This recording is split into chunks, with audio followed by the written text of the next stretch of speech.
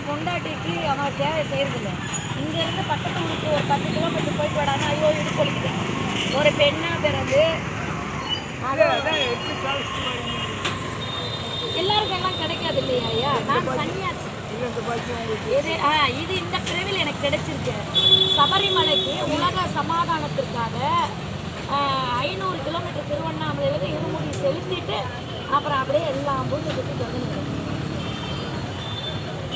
வண்டி எந்த இது பண்ணல, அது பாடு போடுது. பெட்ரோல் கூட வந்து நாம் அவுட்டு பார்த்தா தான் பெட்ரோல் தேவைப்படும். உண்மை. நான் கலியுகத்தில் வாழ்ந்து கொண்டிருக்கும் நாகம்மா கடவுள். ஞான கண்ணால் பார்ப்பவர்களுக்கு தான் நான் யாருன்னு தெரியும். இப்போ எல்லாரும் இருக்க உங்ககிட்ட மட்டும் ஏன் பேசுது? நீங்க வந்து தாய் தகப்பன், நீங்க தாய் தகப்பனை மதிச்சவங்க. கண்டிப்பா கண்டிப்பா. நீங்க இன்னொரு விஷயம் ஐயா, தாய் தகப்பனை மதிச்சவங்க யாரையுமே வந்து குறை சொல்ல மாட்டீங்க. நமக்கு என்ன இருக்கோ அது நடக்கட்டும்ன்றவங்க. ஒருத்தரை கெடுத்துட்டு நான் மட்டும் நல்லா இருக்குன்னு நினைக்க மாட்டேங்க. நம்ம கேட்டாலும் அவங்கள நல்லாவேன்னு சொல்றோம். எல்லாமே நல்லா இருக்குமா, எந்த குறையும் கிடையாதுமா. கண்டிப்பா அதுதான் சொல்றேனே, அதுக்காக தான் உங்க கூட நான் பேசியிருக்கேன். சரிங்கம்மா, கொடுத்து வச்சு நாங்கம்மா இது நான் யார் முகத்தில் முக்கியமாக எனக்கு கொடுத்து வச்சு இல்லை அம்மா அப்பாவுடைய நீ வந்து பார்க்காதீங்க. உன் தாய் தான் பார்வதி, தந்தை தான் சிவன். இவங்களை நீங்கள் விட்டுட்டு என்னை வந்து பார்த்தா நான் என்ன தர முடியும்?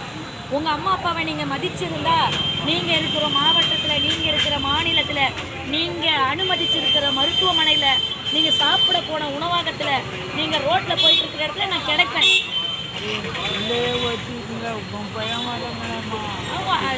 எல்லாருக்கும் இது கிடைக்காது ஐயா. அதாவது எந்த ஊர் பெண்ணுக்குமே இந்த வாரம் கிடைக்கல. என் அன்பு ஆத்ம சொந்தங்களே, இன்னைக்கு 16/3/2024. ஏமாத்துறவன் ஏமாத்திட்டு தான் இருக்கேன். ஏமாறுறவனுக்கு தான் முதல் தண்டனை கொடுக்கணும். இன்னைக்கு வரைக்கும் நான் 46,000 கிலோமீட்டர் பயணிச்சிட்டேன். கன்னியாகுமரியிலேருந்து காஷ்மீர் எல்லை வரைக்கும் உலக சமாதானத்துக்கு போயிட்டு வந்துட்டேன்.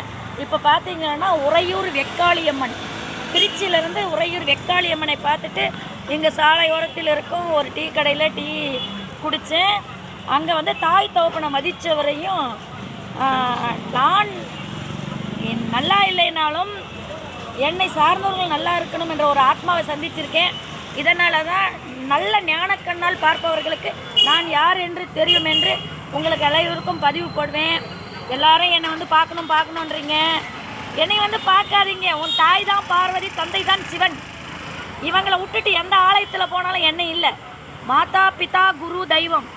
தாயை சேவை செய்கிறவனும் தந்தையை மதித்தவனையும் குருவை தேர்ந்தெடுத்தவனையும் நீங்கள் இருக்கிற மாவட்டம், நீங்கள் இருக்கிற மாநிலம், நீங்கள் மருத்துவம் எடுத்துக்க சென்றிருக்க மருத்துவமனை, நீங்கள் உணவகம் எடுத்துக்க சென்றிருக்க உணவகம், நீங்கள் டீ குடிக்க வந்த டீ கடை, சாலையில் நடந்து செல்லும் இடத்துல நான் கிடைப்பேன் என்று சொன்னேன்.